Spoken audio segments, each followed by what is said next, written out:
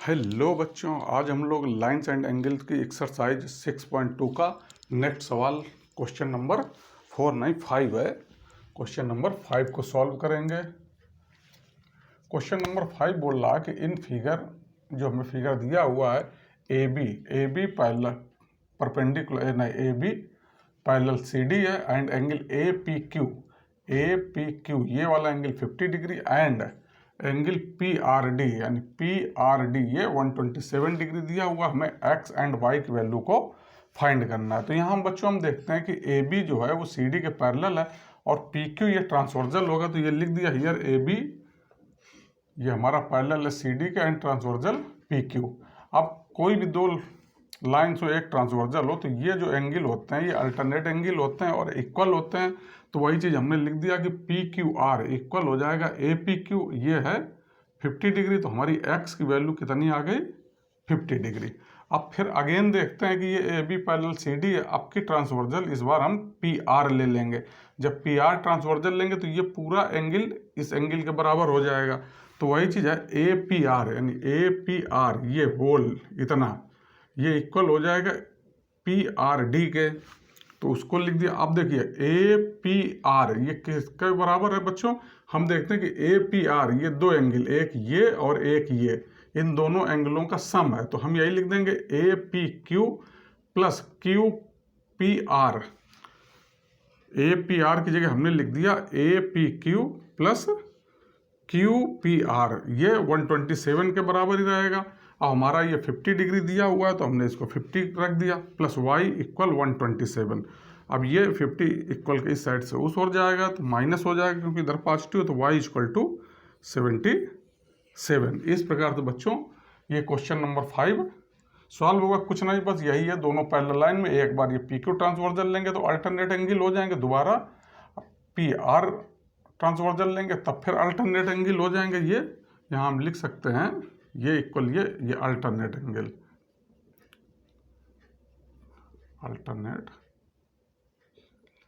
Angle और बस solve कर लिया। इस प्रकार से एक्स वाई की वैल्यू आ गई। हम क्वेश्चन नंबर 6 लेंगे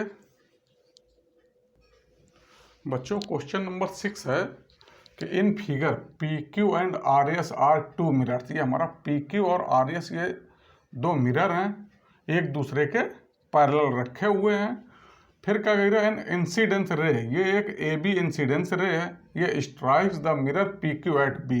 यानी ये जो ए बी एक रेज है ये पी क्यू मिरर को बी पे स्ट्राइक करेगी। बच्चों हम लोग जानते हैं जब रे स्ट्राइक करेगी कोई भी लाइट अगर हम मारे मिरर पे तो वो रिफ्लेक्ट होगी। तो ये इस प्रकार से रिफ्लेक्ट होगी। फिर ये जब रिफ्लेक्ट होएगी तो ये आर एस मिरर को अब वो बोल रहा है कि the reflected rays moves along the path BC पे आएगी and strikes the mirror RS at C। जब ये ए बी रेज है PQ को जब हम लाइट मारेंगे तो इस पे स्ट्राइक करेगी, फिर ये इधर को मूव करेगी, फिर ये RS को स्ट्राइक C पे करेगी, फिर ये रिफ्लेक्ट होकर ऐसे जाएगी तो ये CD रेज पे जा रही है। The mirror RS at C and again reflect back along CD। Proof A B parallel to, हमें प्रूव करना है कि जो ए बी जो रेस थी या जो हमने लाइट मारी थी वो सी डी के पैरेलल है। तो बच्चों सबसे पहला काम हम क्या करते हैं, क्योंकि जब भी कोई रेज आप मिरर का जब चैप्टर पढ़ेंगे तो उसमें रेज जाएगी और किसी मिरर पर जब स्ट्राइक करती है तो हम एक नॉर्मल खींचते हैं। तो हमने बी ई ड्रा कर दिया, नॉर्मल है जो कि नॉर्मल हमेशा उस मिरर के परपेंडिकुलर रहता है। तो बी ई जो होएगा ये पी क्यू के परपेंडिकुलर रहेगा। यहाँ सी पॉइंट पे हमने सी एफ एक नॉर्मल खींच दिया जो कि आर एस पे परपेंडिकुलर रहेगा। तो यहाँ हमने लिख लिया draw B E perpendicular to P Q and C F perpendicular to R S. ये दोनों हमने खींच दिए। अब बच्चों हम फिर आगे क्या पढ़ेंगे, B E and C F are perpendicular to ये। अब हम देखते हैं कि ये दोनों जब परपेंडिकुलर हैं किस पे, दो पैरेलल मिरर पे, तो ये आपस में भी पैरेलल होंगे। ये रूल होगा कि कोई भी दो लाइनें हैं अगर ये मान लीजिए आपस में पैरेलल हैं और ये हम इस पे परपेंडिकुलर एक इधर खींच दें एक इधर खींच दें तो ये आपस में भी पैरेलल होते हैं। आप ये समझ लिए। तो वही चीज़ हमने यहाँ लिखी, ये लिखा है कि B E and C F are perpendicular to P Q and R S. तो देयरफॉर क्या हो जाएगा, बी ई और CF ये आपस में पैरेलल हो जाएंगे। अब हम देखते हैं BE और CF आपस में पैरेलल हैं और ये BC एक ट्रांसवर्जल है। तो जब ये ट्रांसवर्जल हो जाएगा, ये दो लाइनें पैरेलल हैं, अब यहाँ ये इस तरीके से बन जाएगा, ये है B, ये E, ये F और ये C। तो बच्चों हम देखेंगे कि ये एंगल बराबर ये एंगल हो जाएगा। यहाँ हमने नाम दे दिए थे 1 2 3 4, तो हमारा एंगल 3 बराबर एंगल 2 हो जाएगा। तो वही चीज़ हमने यहाँ लिख दी आगे कि एंगल 3 इक्वल एंगल 2, ये आपस में अल्टरनेट एंगल होंगे।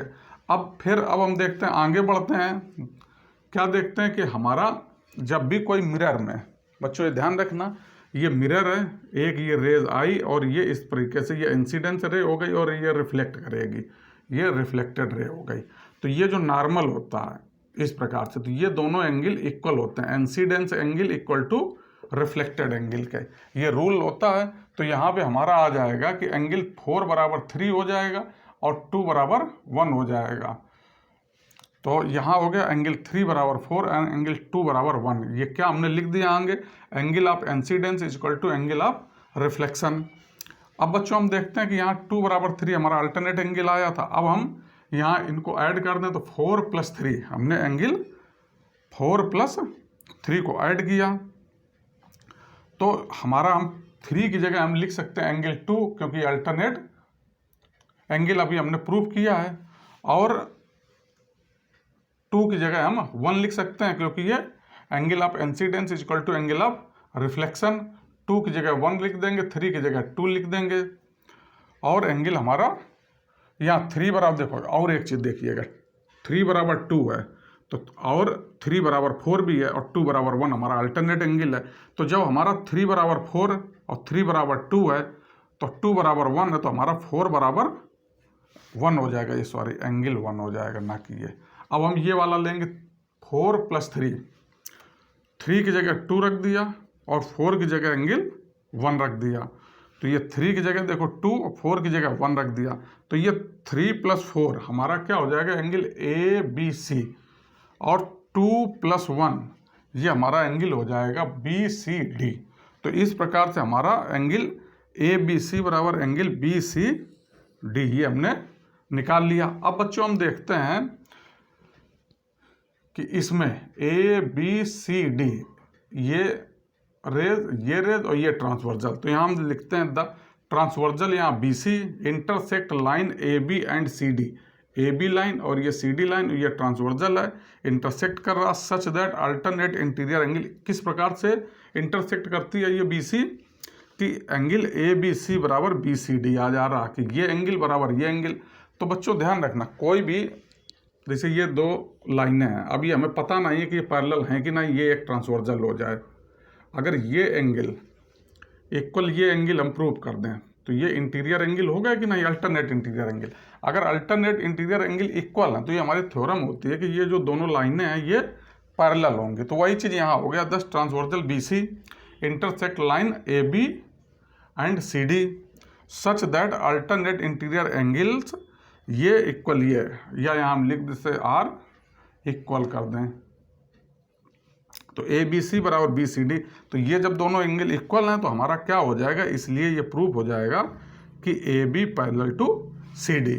इस प्रकार से बच्चों एक्सरसाइज 6.2 के आज हम लोगों ने 5 और 6 सवाल, क्वेश्चन नंबर 5 और 6 को सॉल्व किया। बाकी आगे के जो क्वेश्चन है उनको हम पहले के वीडियो में सॉल्व कर चुके हैं। अब हम लोग नेक्स्ट वीडियो में नेक्स्ट एक्सरसाइज को सॉल्व करेंगे।